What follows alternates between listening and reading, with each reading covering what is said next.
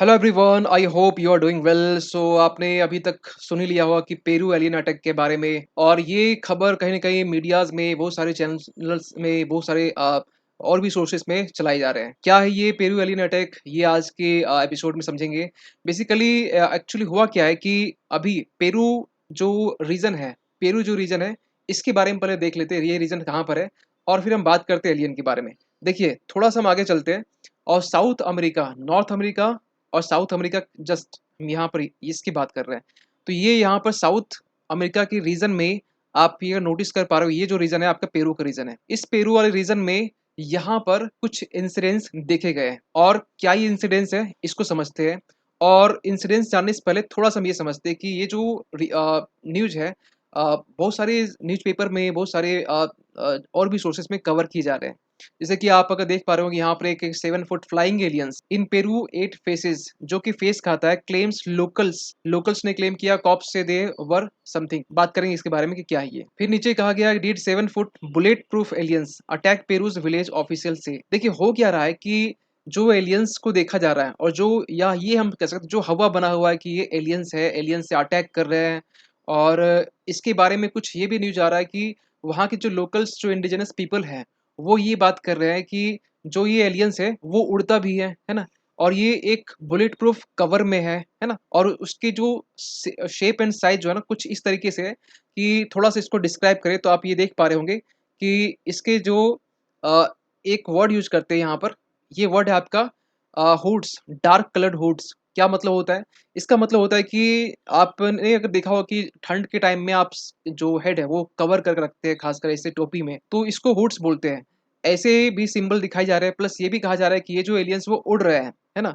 जैसे कि आप इमेज में देख पा रहे होंगे। थोड़ा सा हम चलते हैं मैप की तरफ, और मैप के बाद हम ये जानते हैं कि यहाँ पर जो एलियंस देखे जा रहे हैं वो कहानी क्या है। देखिए, यहाँ पर एक छोटा सा बोल सकते हैं लोकेशन है, एक प्लेस है जिसका नाम है एल्टो नेनी, ठीक है? ये अमेज़न जो बेसिन है उसी का ये पार्ट है। और ये जो बेसिन है, बेसिकली यहाँ पे ये देखा जा रहा है कि पेरू में लोकल जो रेज़िडेंट्स हैं, उन्होंने ये क्लेम किया कि 7 फुट एलियंस को उन्होंने देखा है, वो भी उड़ते हुए, फ्लोटेट करते हुए, प्लस और उन्होंने अटैक भी किया है, ठीक है? ये भी उनका क्लेम्स है। एक चीज़ ये भी है कि जो पिलेकेरस एक जो वर्ड है, ये जो आप फेस ईटर्स, या इसको हम हिंदी से बोल सकते हैं, लोकल भाषा मुँह नोचुआ बोल सकते हैं।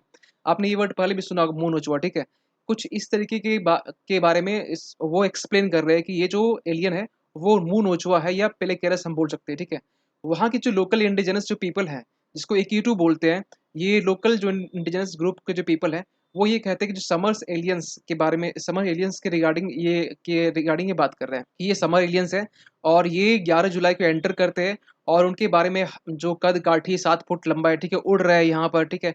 और वो बेसिकली डार्क कलर्ड हुड्स में है ना? जो अभी हम बात की है। इसके बाद इन्होंने ये भी कहा कि जो इलीगल माइनर्स हैं, ठीक है? अभी तक तो वहाँ पर ये चीज़ें हवा में था कि एलियंस है, अटैक कर रहा है, ठीक है? एक्चुअली ये भी हुआ था कि 15 साल की एक लड़की थी, 29 जुलाई को उसके ऊपर अटैक होता है, वो किडनैप भी होती है, ठीक है? और कुछ कट-वट भी वो लगाया जाता है। लेकिन वहाँ पर एक चीज़ें और भी चीज़ें फैल रही है कि एक वर्ड यूज़ किया जा रहा है खासकर उसके लिए, ग्रीन गॉब्लिन। ये क्या होता है? अगर आपने देखा होगा अमेरिकन जो मूवीज़ आते हैं, जो हॉलीवुड मूवीज़, उसमें ये जो रोल है विलेन का रोल होता है बेसिकली। और इसके बारे में आप अगर नहीं जान रहे तो आप मूवी देख लेना स्पाइडरमैन, तो आप कहीं न कहीं इसके बारे में मालूम चल जाएगा। प्लस ये भी कहा जा रहा है कि ये कोई एलियंस नहीं है, ये गोल्ड माफिया है, जो कि कहीं एक अलग तरीके से गोल्ड माफिया, गोल्ड माइनिंग करने के लिए ये एक नया टेक्निक यूज़ कर रहा है, अपनी जो होती है ना, अपना पेतरा यूज़ कर रहे हैं। फाइनली यहाँ पर जो वहाँ पर जो लॉ एनफोर्समेंट एजेंसीज़ है, ऑफिसर्स हैं, उन्होंने भी ये कहीं न कन्फर्म कर दिया कि ये गोल्ड माइनिंग क्राइम्स है, जो सिंडिकेट्स की बात करते हैं, और वो कुछ इस तरह एक्टिविटी करने के लिए यहाँ पर जो लोकल्स है, जो इंडिजिनस पीपल है, उनको कहीं न कहीं एक थ्रेट क्रिएट कर रहे हैं कि हाँ, यहाँ पर एलियंस है, आप यहाँ पे अगर आते तो आपको एक खतरा हो सकता है। तो ये चीज़ करने के लिए इन्होंने एक एक ये कह सकते हैं एक स्टेप उठाया। थोड़ा कुछ और बेसिक के बारे में जान लेते हैं, मतलब कुछ और एक्स्ट्रा नॉलेज। देखिए, नासा का जो सैटेलाइट है, उसके ज़रिए कुछ इमेज प्रेज़ेंट किए गए हैं। 2020 की इमेज है और ये 2021 का इमेज है, ठीक है? दोनों डेट आगे-पीछे का है, ठीक है? उसमें ये देखा गया कि पेरू का जो रीजन है, वहाँ पर जो गोल्ड माइनिंग की जो एक्टिविटीज़ है, 2020 में कुछ समथिंग दिखी, अब थोड़ा इसमें कम दिखाई दे रहा है। लेकिन 2021 में अगर यही हम देख पा रहे हो, यहाँ पर गोल्ड माइनिंग की एक्टिविटीज़ वो बढ़ गई है। कुछ इस तरीके से कि वहाँ पर गोल्ड माइनिंग की एक्टिविटी हो रही है, मर्करी लीकेज हो रहा है। इसमें देखिए, ग्लोबल जो ग्रीन हाउस जो है, इनकी इसको भी नुकसान हो रहा है। क्लाइमेट चेंज को भी इफेक्ट कर रहा है। तो ये चीज़ें कि नासा तो कहीं न कहीं वो तो हर जगह देखता है, ठीक है? उसका जो ये तीसरी आँख है नासा का। लेकिन कुछ पॉइंट हम और भी बात कर लेते हैं जो कि आगे में है। देखिए पेरू के बारे में थोड़ा बात कर लेते हैं। पेरू या और भी कंट्रीज़ हैं, अगर हम गोल्ड माइनिंग के बारे में बात करें तो पूरे वर्ल्ड में जो चाइना है, वो नंबर 1 है गोल्ड माइनिंग। अब यहाँ पर कौन है इलीगल तरीके से गोल्ड माइनिंग करना चाहता है?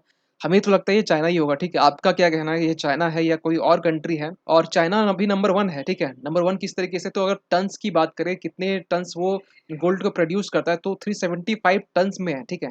फर्स्ट में वही है। सेकंड में आपका रशियन फेडरेशन है। थर्ड में ऑस्ट्रेलिया है। जो आप ये ग्रे कलर का इमेज देख पा रहे हो, ये आपके गोल्ड माइनिंग प्रोडक्शन जो कंट्रीज वो है, ठीक है?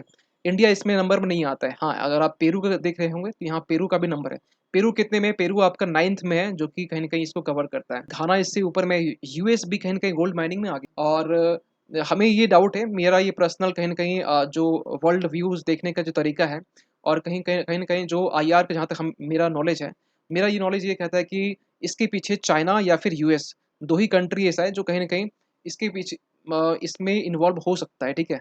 ये खुल्लम-खुल्ला हिंदी में बोल रहा है, वो ट्रांसलेट करके सुनेंगे तो फिर पता नहीं क्या होगा। और घाना होगा, पेरू, इंडोनेशिया आपका रैंक 10 में है, ठीक है? तो ये बेसिकली आपका एक वर्ल्ड का रैंकिंग है, जो कहीं न कहीं आपको हम दिखाने की कोशिश की है ना? कुछ और भी डेटा के बारे में बात कर लेते हैं कि पेरू का जो गोल्ड प्रोडक्शन 2010 से लेकर 2020 तक में, ठीक है? पूरे 11 साल में कितना इसका किस तरीके से ग्राफ इसका गया है। अगर आप देख पा रहे हो कि शुरुआत में 2010, 11, 12 तक में इसका जो प्रोडक्शन है, वो अच्छे अमाउंट में था, ठीक है? और ये कहीं न कहीं बीच में आपका एक वेव के फॉर्म में नीचे होता है, फिर आपका बढ़ता है। और अभी आप लेटेस्ट देख पा रहे होंगे 2020 तक का ही डेटा है, लेकिन कहीं न कहीं ये इंडिकेट कर रहा है कि ये कहीं न प्रोडक्शन जो है ना, वो कम हुआ है ना? कम हुआ है, क्यों? क्योंकि इलीगल तरीके से जो माइनिंग है, वो ज़्यादा हो रहा है, और यहाँ पर तो रिकॉर्ड वही होगा जो लीगल तरीके से माइनिंग हो रहा है। तो ये भी एक रीज़न है कि यहाँ पर लीगल तरीके से माइनिंग कम किया देखा जा रहा है, और इलीगल तरीके से ज़्यादा हो रहा है। इसलिए ये जो डेटा है ना, वो यहाँ पर कम दिखाई दे, लेकिन यहाँ पर आपको मालूम होना चाहिए कि पूरे वर्ल्ड में जो गोल्ड का जो प्रोडक्शन होता है, उसमें से पेरू जो है ना, वो 3% अकेले प्रोड्यूस करता है, ठीक है? आप इस नंबर से भी आप कहीं न कहीं आप डेटा को निकाल सकते। तो ये एक अफ़वाह है। पेरू के बारे में थोड़ा कुछ और जानकारी आप समझ सकते हैं कि जो नैनी रिवर है, वो बेसिकली अमेज़न रिवर में जाकर वो मिलती है। या फिर हम बोल सकते हैं कुछ बेसिक चीज़ें और चीज़, कि आलू के प्रोडक्शन के मामले में ये बहुत आगे है। जो लिटरेसी रेट है वो 95% है, ठीक है? और 80% जो है ना, वो शहर में रहते हैं, 20% जो है ना, गाँव में रहते हैं, मतलब रूरल एरियाज़ में रहते हैं। कुछ बेसिक जानकारीज़। और ये कहीं न कहीं जो अगर आप यूपीएससी तैयारी कर रहे होंगे, तो उसमें आपका एक जो लोकेशन है, वो लोकेशन आपके लिए इम्पोर्टेंट बन जाता है। लोकेशन किस तरीके से है, तो पेरू के आप इधर देख पा रहे हो, साउथ पैसिफिक ओशियंस है, आपका नॉर्थ अटलांटिक ओशियंस इधर हो गया, साउथ अटलांटिक ओशन आपका इधर हो गया, और ये आपका टोटल साउथ अमेरिका का पार्ट। ये कहीं न कहीं ये कहता है कि हम लोग नॉर्थ अमेरिका कंपेयर में साउथ अमेरिका जो है ना, वो थोड़ा गरीब है ना?